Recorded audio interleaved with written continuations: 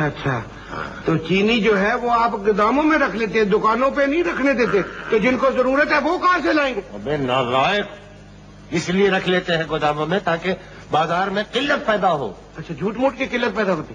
دیکھ نا یار، ایک چیز بازار سے اٹھ جائے گی، جیسے دال اٹھ گئی تھی، اچھا تو دال کس نے اٹھائی تھی؟ اچھا، دال بھی انہوں نے اٹھائی، اب یہ توئے سے اٹھا رہے ہیں؟ ابے وہ دال نہیں کر رہا ہوں یار، دالیں جو کھاتے ہو تم، اچھا وہ دالیں، تو وہ دالیں اٹھا لی تو کیا ہوا؟